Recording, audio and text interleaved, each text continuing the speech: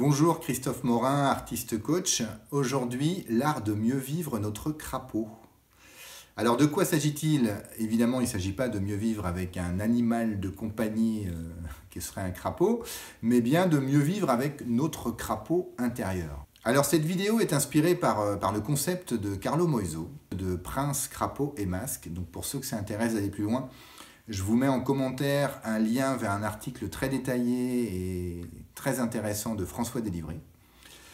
Donc basé sur ce concept et basé sur son appropriation que moi j'en ai fait dans mes ateliers, alors à la fois dans des ateliers de développement personnel autour de la gestion des émotions, mais aussi dans mes ateliers de clown sur la libération de l'enfant intérieur, la gestion des émotions par le clown.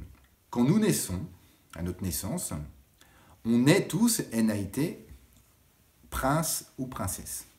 Sauf que dès les premiers instants de notre naissance, nous sommes confrontés à des frustrations d'ordre physiologique ou affectif, et alors que nous n'en sommes pas forcément conscients, ces frustrations font naître en nous des expressions et font naître en nous notre crapaud. Donc notre prince et notre princesse, petit à petit, laissent place à notre crapaud.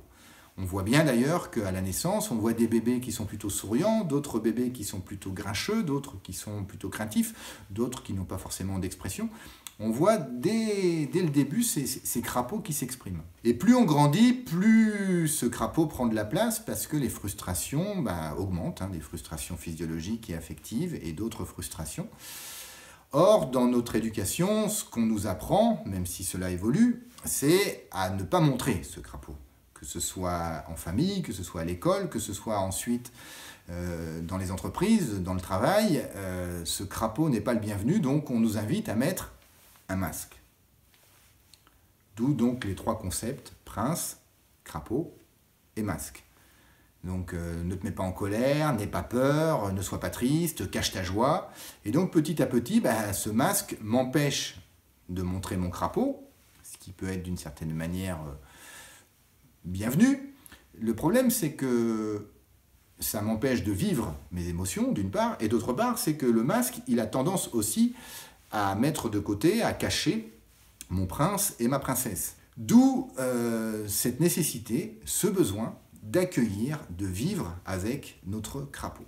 Vivre avec notre crapaud, c'est accepter que dans des situations particulières, il y a des émotions qui arrivent, il y a des réactions émotionnelles qui ne sont ni négatives ni positives, ce sont juste des réactions émotionnelles et que c'est OK. Comme je dis souvent, je ne décide pas de me mettre en colère, c'est tout d'un coup le crapaud de la colère qui arrive. Et ces émotions, elles sont là aussi pour nous protéger, pour nous aider, car l'émotion de la colère, elle nous aide à nous rebeller contre l'injustice. L'émotion de la peur, elle nous aide à ne pas nous faire écraser par l'autobus. L'émotion de la tristesse, elle nous aide à vivre des moments difficiles dans la vie, et notamment la perte de proches, par exemple. Et l'émotion de la joie, elle nous aide à la fois à vivre des moments joyeux, et puis en même temps à comprendre que la joie, c'est pas tous les jours. Ce qui est important, c'est de vivre et d'accueillir ce crapaud, parce que c'est ça qui va me rendre authentique, qui va me connecter à ma vulnérabilité et qui va tomber le masque, une expression plutôt d'actualité, le fait de tomber le masque. Et plus je vais tomber le masque, plus je vais aussi faire apparaître mon prince et ma princesse.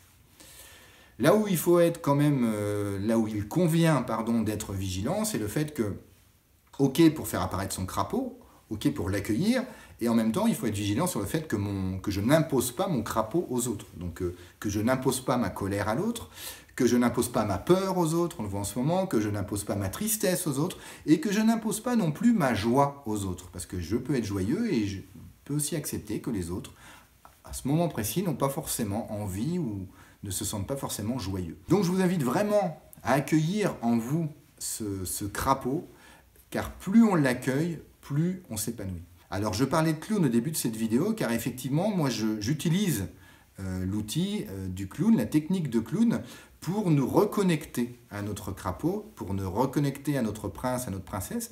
Alors en fait je l'ai fait sans le vouloir, moi j'ai fait beaucoup de clown au début des années 2000 en Espagne, mais à des fins uniquement artistiques, pas du tout à des fins de développement personnel. Mais en fait j'ai découvert qu'à travers le clown, je me mettais en colère. Et mon clown m'aidait à travailler ma colère, ma frustration et tout ça. Et en fait, je me rendais compte que ça me faisait du bien. Donc, comme je n'étais pas forcément dans une démarche de développement personnel, de psychothérapie, je n'étais pas forcément vigilant sur tout cela, mais c'est quand plus tard je me suis formé au coaching que là j'ai compris en fait que toutes ces années de clown m'avaient beaucoup aidé à me reconnecter à mon crapaud, à me reconnecter à mon prince et m'avait aidé vraiment à m'épanouir et à m'exprimer tel que je suis. Que ce soit avec le clown ou sans le clown, acceptez, apprivoisez, vivez au quotidien avec votre crapaud, présentez-le aux autres, et aussi, et c'est là que c'est peut-être le plus difficile, acceptez le crapaud des autres. Car les autres aussi ont leur crapaud, et pas forcément toujours agréable le crapaud des autres, mais ce n'est que leur crapaud. Donc ils n'ont pas à vous l'imposer à longueur de journée, évidemment, mais de temps en temps, ils peuvent aussi sortir leur crapaud. Et on peut se faire des petites séances comme ça, entre crapauds, et puis une fois qu'on s'est fait une petite séance relativement courte entre crapauds, eh bien ça permet de nous ouvrir à de magnifiques séquences de partage autour de nos princes, de nos princesses qui ont besoin de s'exprimer. J'espère que cette petite vidéo vous aura plu, vous aura éclairé. En tout cas, n'hésitez pas à poser des questions, à partager, à mettre des commentaires. Et à tout bientôt. post-scriptum, j'ai mis ma chemise noire, car cette vidéo parle de notre part d'ombre. Et en plus, avec le nez de clown, j'aime bien mettre ma chemise noire.